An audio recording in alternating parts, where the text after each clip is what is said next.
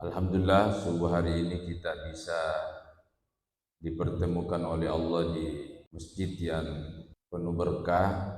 Saya bahagia bisa ketemu dengan komandan saya, Pak Kakanwil, di masanya, dan seluruh jamaah.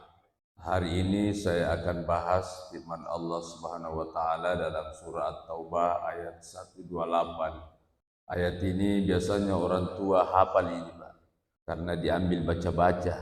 Siapa yang baca ini ayat, insya Allah panjang umurnya, Pak. Laqad ja'akum rasulun min anfusikum.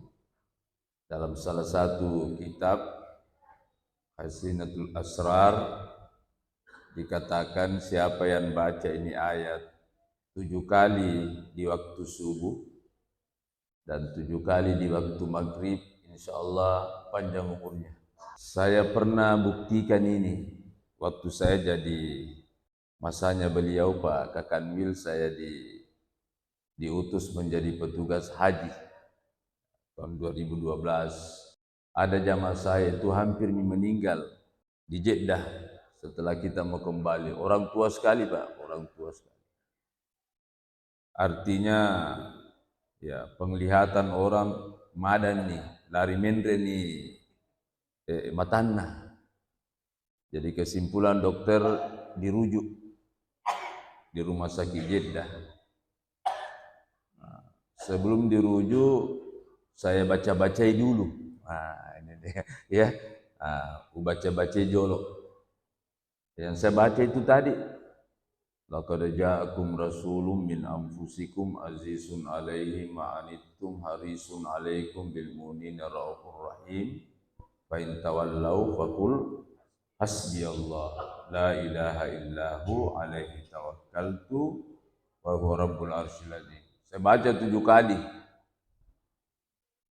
Baru saya berdoa, ya Allah,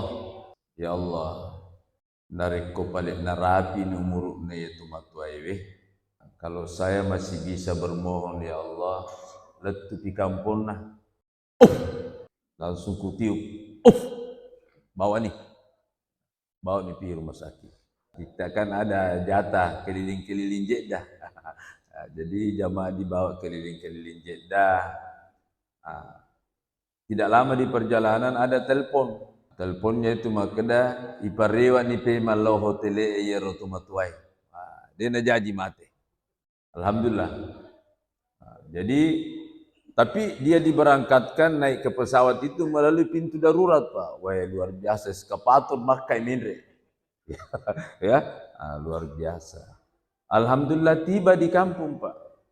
Tiba di kampung, 10 hari tiba di kampung baru meninggal dunia. Mungkin ya saya bayangkan ya mungkin jalanan itu, tapi mungkin Allah juga menerima doa maka dan lisupi ya nariko paling nada api ni muruk na buah lisupi. Bacaan ini laqad ja'akum rasulun min anfusikum. Pada subuh hari ini bacaan saya ingin terangkan, jangan sekedar dibaca, tapi perlu kita kaji bersama. Kira-kira kenapa bisa panjang umur kalau dibaca ini? Kurang lebih artinya begini, telah datang Rasul dari kelompok kamu sendiri. Artinya Rasul itu bukan malaikat tapi manusia. Ada 3 sifat utama yang mungkin bisa kasih panjang umur, Pak, dalam ayat ini.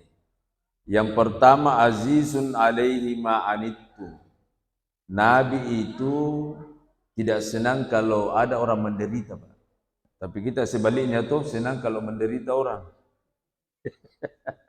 Jadi kalau ada orang senang kalau menderita mempuncuk sungai itu, walaupun umurnya panjang tapi tidak ada yang sebut-sebut. Azizun alaihi ma'anittum. Jadi Nabi itu.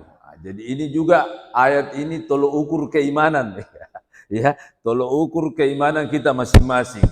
Kalau sudah ada dalam hati azizun alaihi ma'anittum, kita tidak senang kalau ada orang menderita, ya, berarti itu tingkat keimanan kita sudah mendekati keimanan Nabi, Pak. Yang kedua, harisun alaikum. Nabi itu selalu mau melihat orang kalau mendapatkan hidayah dari Allah. Dalam ayat yang lain, intahris ala hudahum Fa innallaha la yahdi may yudillu wa ma lahum min nasirin. Allah mengatakan, Rasul, saya tahu bahwa di hatimu itu mau ke semua orang beriman. Ya.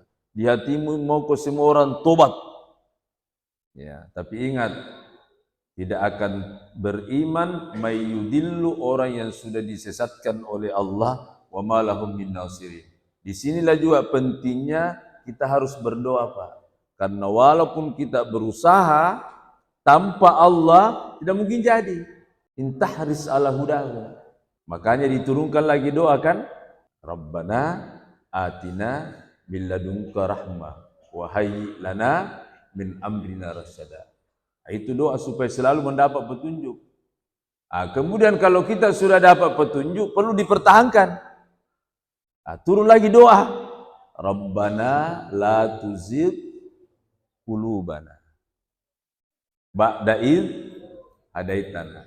Hanya kadang-kadang kita ini berdoa dengan bahasa Al-Quran, berdoa dengan teks bahasa Arab umpamanya, kadang-kadang kita tidak tafsirkan itu doa.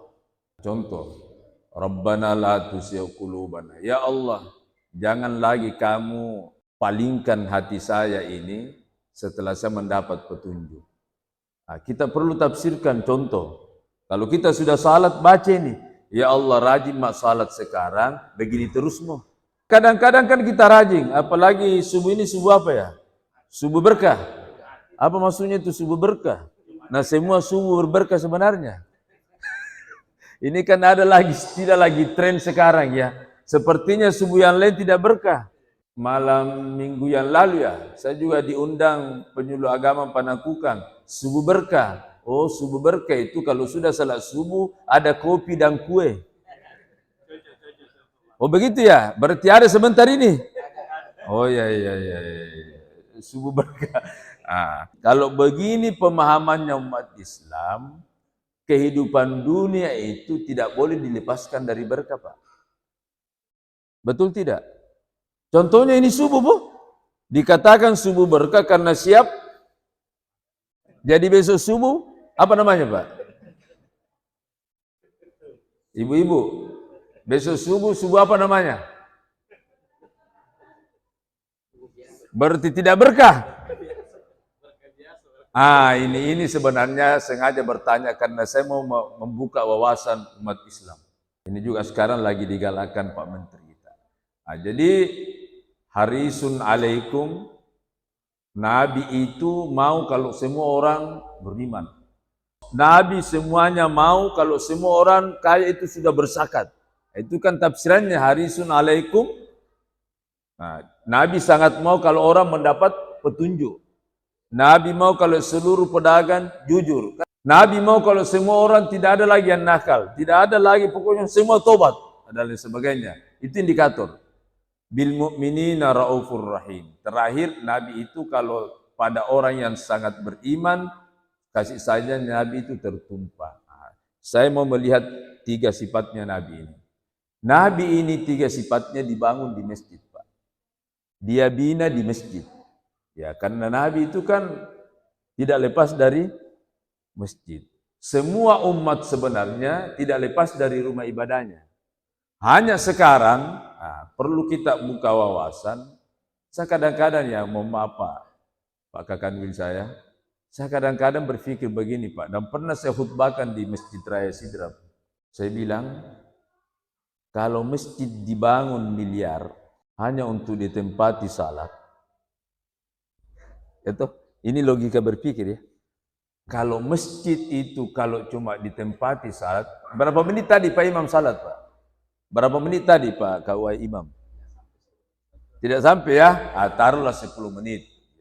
10 menit kali 5, 50 menit. Ya taruhlah 1 jam. Kalau cuma mau ditempati 1 jam lalu menghabiskan biaya miliar, kira-kira bagaimana ya? Ini saya berpikir ekstrim, Pak. Kalau mau ditempati salat, jangan dibangun masjid. Yang penting ada di tempat luas. Kalau waktu salat, hampar sajadah saja, Allahu Akbar, selesai. Itu? Kan jamaahnya yang diperlukan. Kata Nabi, orang yang salat di Masjidil Haram 100.000 kali. Kemudian orang yang salat di Masjid Madinah 1000 kali perbandingannya dengan Masjid Darun Naim. Kemudian Masjid Al-Aqsa 100 kali. Di luar 3 masjid ini sama kedudukannya, Pak. Mau salat di Istiqlal, mau salat di Masjid Raya, mau salat di Al-Markas, mau salat di apa, sama ji. Yang punya kelebihan ini hanya 3, Pak. Jadi sama ji itu, Pak, sama ji. Yang membedakan nanti pengelolaannya. Kira-kira subuh yang lalu siapa datang salat subuh di sini? Pak Kawa datang ya? Subuh kemarin datang Ki? Pak Imam ada? Berapa jamaat subuh yang lalu? Seperti ini Ji? Oh, tidak bertambah ini? Itu kan ada subuh berkah Pak. Ya toh? Nah sekarang Pak, malah ada statement terakhir Pak Menteri Agama kita ini, 800.000 masjid di Indonesia dia mau jadikan sebagai pusat ekonomi. Saya dulu waktu pimpin Masjid Raya, Masjid Agung Sidrap, saya pernah jadi imam besar di sana 6 tahun, Pak. Ada cita-cita saya yang tidak tercapai. Cita-cita saya itu mau bangun di sebelah timurnya masjid, karena 2 sekali itu masjid sekarang, Pak, pekarangannya. Saya mau bangun pusat pertokoan, Pak. Baru saya mau pasang iklan, siapa yang belanja setelah salat subuh diskon 5%. Kalau perlu kasih naik 10%. Kira-kira ibu-ibu di mana kita mau salat subuh? Di masjid yang 10% diskon atau tidak ada diskonnya? Artinya sekarang ini Pak, saya itu berpikir begini Pak, dari dulu sampai sekarang kalau kita baca susunan panitia di masjid itu semua mengatakan panitia pembangunan. Masih begini di sini Pak Imam? Masih panitia pembangunan? Ya, pengurus masjid ya. Sudah meningkat sedikit Pak. Kalau saya sekarang Pak, masjid ini saya sudah keliling Makassar Pak, cantik semua masjid Pak, luar biasa Pak. Ya, betul tidak? Pokoknya bagus nih Pak. Yang perlu sekarang ini ada upaya panitia penggalangan jamaah. Harus ada target setiap bulan jamaah bertambah.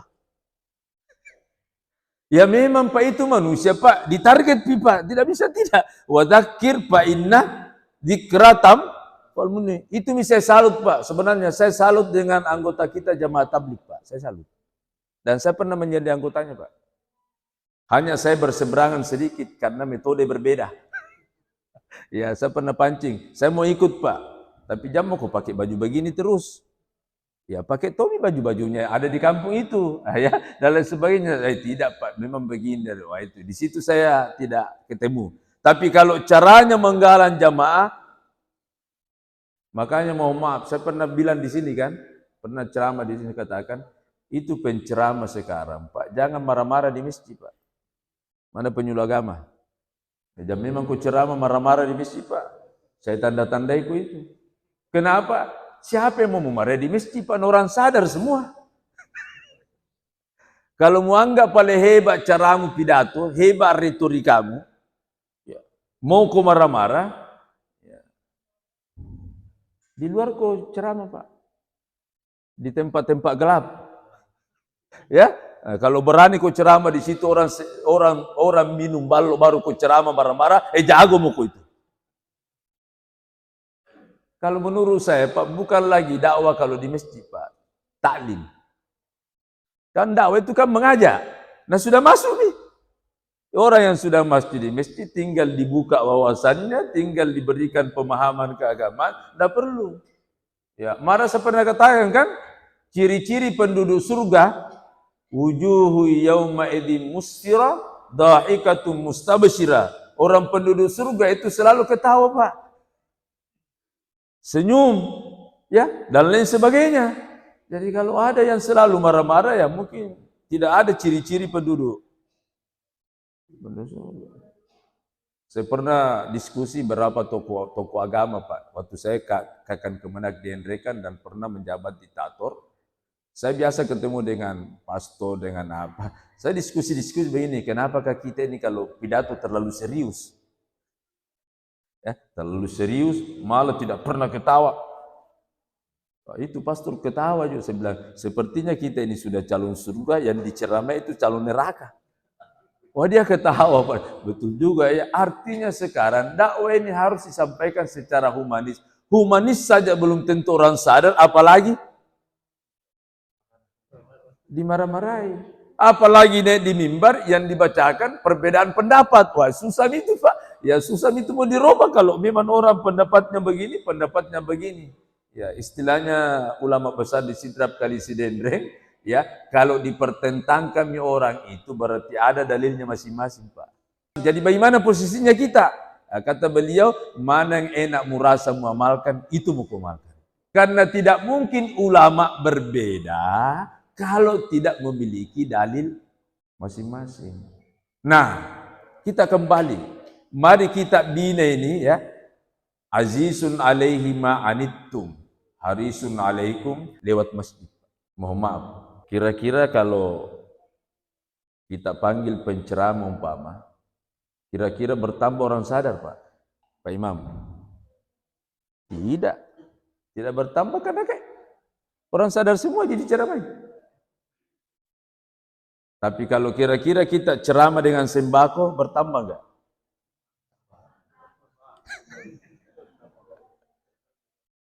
Ya? Nah, sekarang ini perlu ke depan masjid ini membentuk panitia penggalangan jamaah. Contoh kira-kira ibu-ibu di belakang. Kalau masjid Darun Naim ya. Darun Naim bilang siapa yang datang salat zuhur 50.000 tawana setelah salat. Datang ki Bu, datang ki. Datang Pak. Ya. Siapa yang salat subuh 100.000? Berarti dampaknya itu jauh lebih besar. Walaupun umpama mengatakan, wah itu namanya tidak ikhlas. Di belakang itu dulu. Karena ikhlas itu Pak, tidak ada yang bisa mengukur Pak. Tidak ada Pak. Dalam bahasa ulama itu ikhlas itu maju kena, mundur kena. Itu ya, ulama bilang itu Pak. Dalam bahasa agama itu yang namanya ikhlas, maju kena, mundur kena. Contoh, ada orang menyumbang di masjid tidak mau sebut nama. Oh, nah tulis saja hamba Allah. Nek ini panitia bacakan ini. Sumbangannya Pak Kawa 50.000, penyuluh agama 50.000, Siti Aminah 100.000, dan lain sebagainya. Nah, tidak ada hamba Allah disebut. Kenapa tidak mau sebut itu bilang hamba Allah? Oh, ada kepala hamba Allah?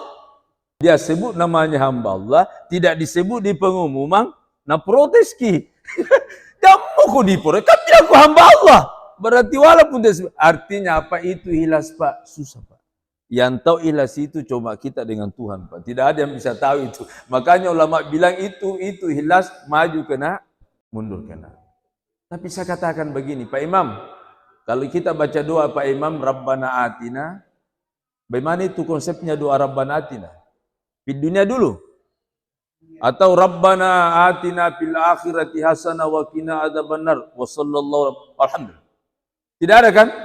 Yang ada pasti Rabbana Atina fid dunya hasanah. Artinya agama ini dibangun tidak terlepas dari fid dunya hasanah. Saya kemarin hari Jumat lalu diundang khutbah Jumat di Masjidnya Perpustakaan. Ya. Ashabul Jannah, Masjid Ashabul Jannah.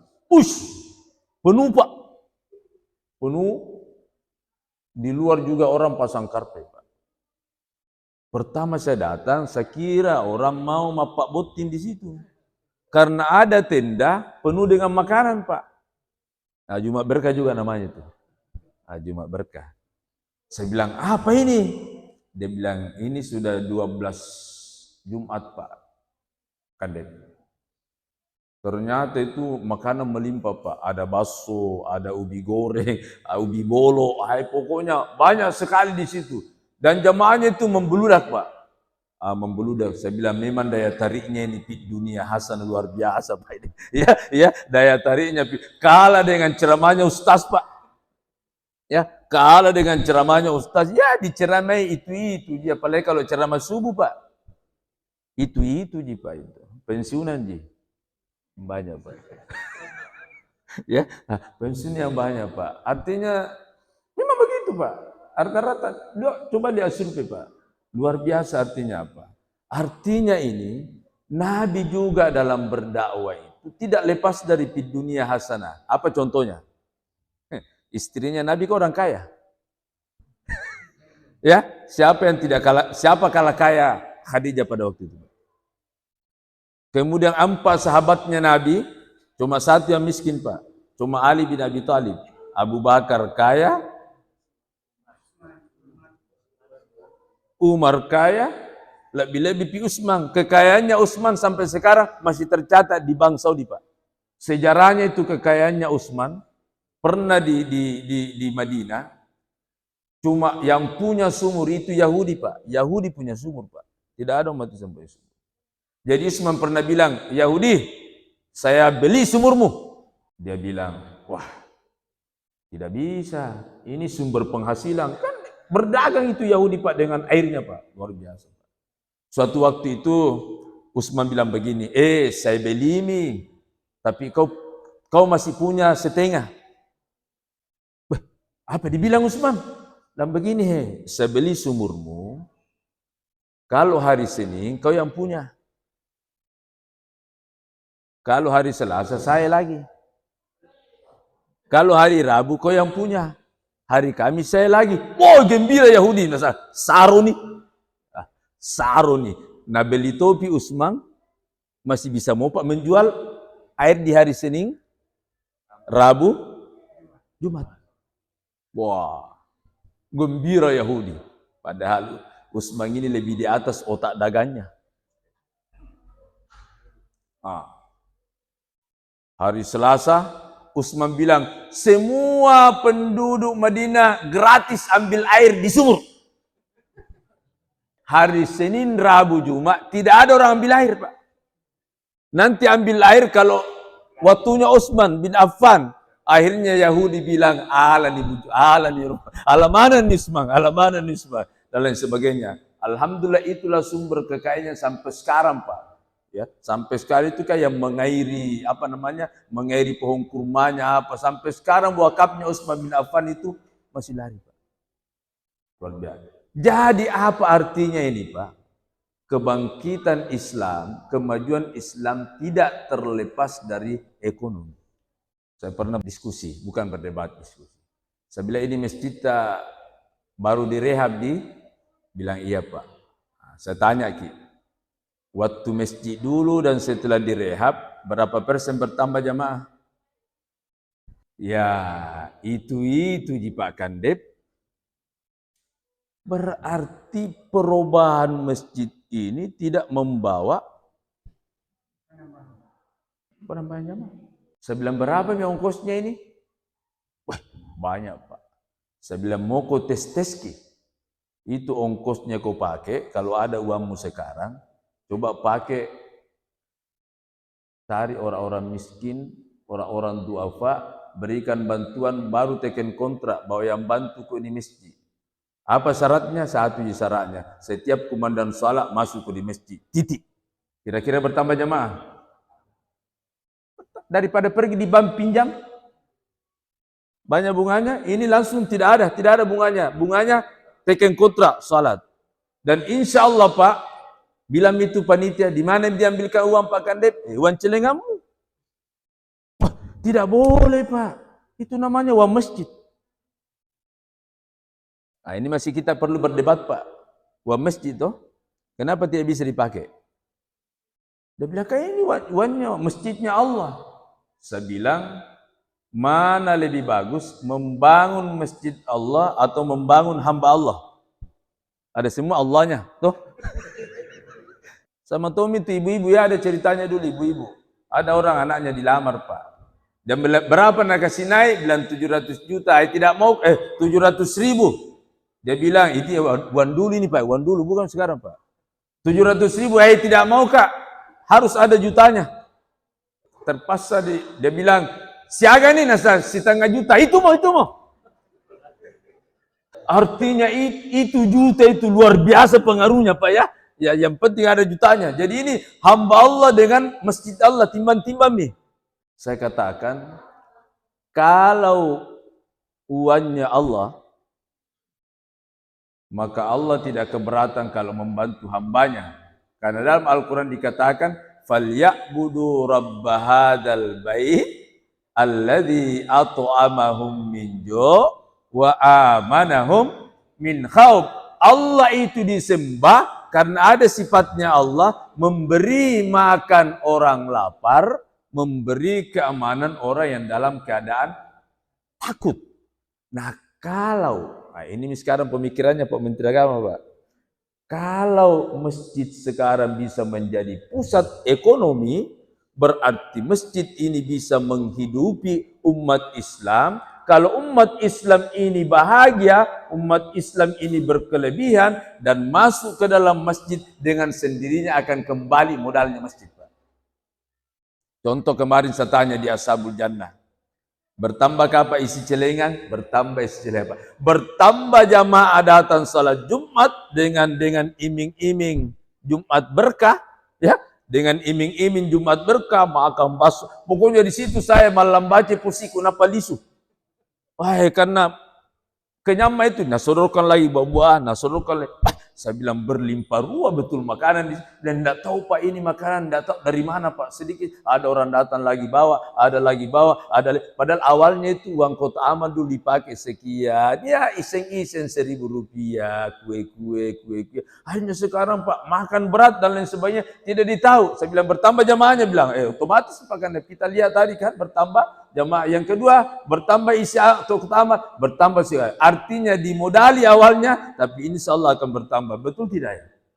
Kalau ada umpama orang miskin dikasih modal usaha Pak, dengan teken kontra datang ke di masjid, karena bukan cuma doa, bukan cuma duit dikasih kok, tapi Anda harus imbangi dengan doa pada Allah Subhanahu wa taala, kira-kira bertambah. Harisun alaikum. Nabi mau kita semua mendapatkan taufik dan hidayah dari Allah Subhanahu wa taala.